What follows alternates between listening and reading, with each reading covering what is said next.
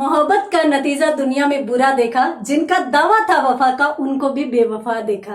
परंतु अब चिंता की कोई आवश्यकता नहीं है। जो लाखों अभ्यर्थियों के साथ रीट बेवफाई कर रही थी, अब उसकी चिंता समाप्त हो गई है, क्योंकि अब उससे थोड़ी वफा की उम्मीद की जा सकती है। क्यों? क्योंकि माननीय शिक्षा मंत्री महोदय गोविंद सिंह जी डोटासरा ने इसकी खबर दी है कि आगामी 26 सितंबर को रीट की एग्जाम करवाई जाएगी। तो उन्होंने साथ साथ ये भी कहा है कि ईडब्ल्यूएस के फॉर्म, जिनकी वजह से इस भर्ती को पोस्टपोन किया गया था, तो उनके भी फॉर्म अभी स्टार्ट हो रहे हैं। 21 जून से 5 जुलाई तक इसके फॉर्म भरे जाएंगे। और साथ ही साथ उन्होंने ये भी कहा कि माध्यमिक शिक्षा बोर्ड द्वारा भी संशोधित विज्ञप्ति जल्द ही जारी हो जाएगी।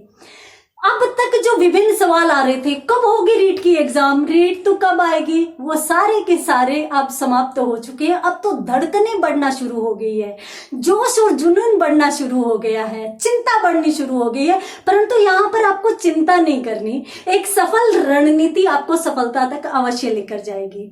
तो अपन सबसे पहले तो कुछ डाउट्स क्लियर करेंगे और उसके बाद अपन इसकी रणनीति पर भी संक्षिप्त चर्चा करेंगे। तो पहले तो अपन डाउट्स के बारे में बात करते हैं। तो अब तक जो खबर आ रही थी वो पदों की बढ़ोतरी से संबंधित आ रही थी। यूं माना जा रहा था कि पद काफी संख्या में बढ़े जा सकते हैं और 40,000 तक वैकेंसी जा सकती है, परंतु ऐसा कुछ भी नहीं हुआ है। 31,000 से 32,000 पदों की संख्या कर दी गई है और अब ये जो 26 सितंबर की एग्जाम होगी वो 32,000 पदों के लिए ही होगी।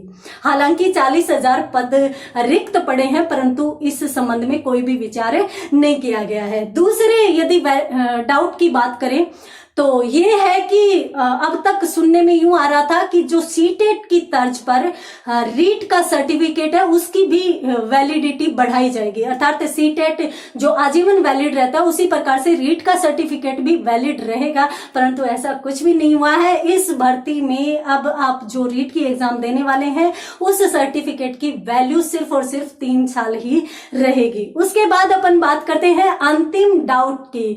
तो देखिए, अक्सर बातें की है कि और ऐसे बच्चे पूछते रहते हैं कि रीट की एग्जाम 1 होगी, यानी पेपर 1 होगा या 2 होंगे, या आंकड़ा क्या रहेगा, ग्रेजुएशन के मार्क्स जुड़ेंगे या नहीं जुड़ेंगे। तो यहां पर भी मैं आपकी बात क्लियर कर देती हूं कि देखिए 90 और 10% का आंकड़ा रखा गया है और ग्रेजुएशन मात्र 10% के लिए मान्य रहेगी।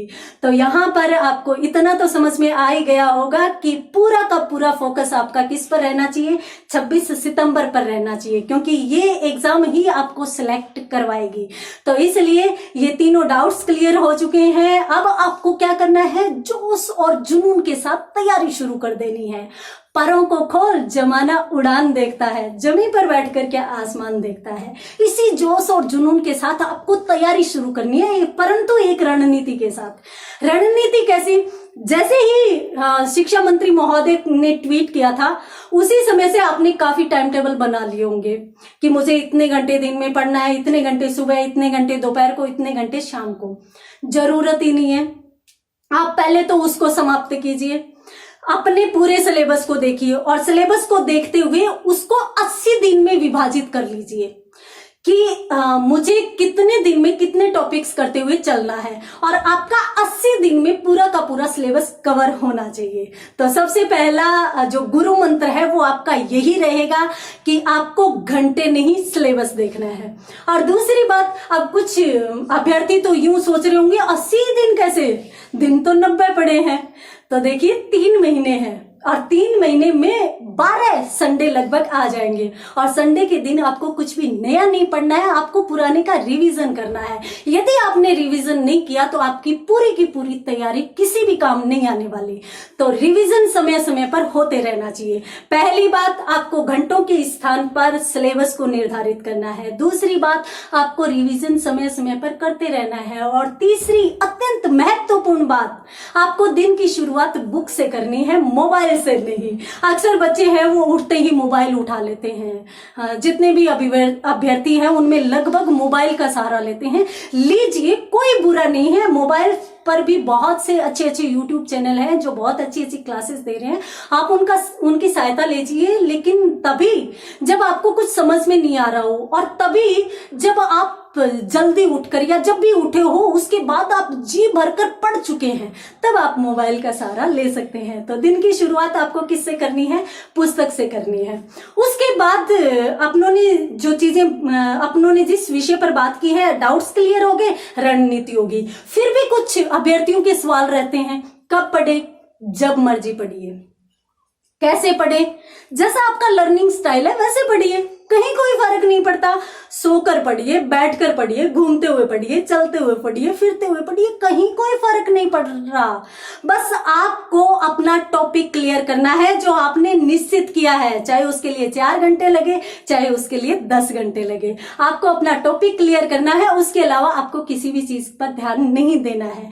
आपको अपनी प्राथमिकता तय करते हुए, आप अपनी प्राथमिकता तय कर लीजिए कि रीट मेरी प्राथमिकता है और उसे मुझे फाइट करना है, चाहे कैसे भी। तो उसके लिए 3 गुरु मंत्र, सिलेबस, और उसके बाद रिवीजन, और रिवीजन के बाद पुस्तक से शुरुआत, ये करना है। और उसके बाद अपने आप को पूरा उसमें झोंक देना है। दिन रात आपके दिमाग में रीट ही रीट चलनी चाहिए। और यदि आप ऐसा करते हैं तो परिंदों को मंजिल मिलेगी यकीनन। ये उनके फैले हुए पर बोलते हैं। Thank you.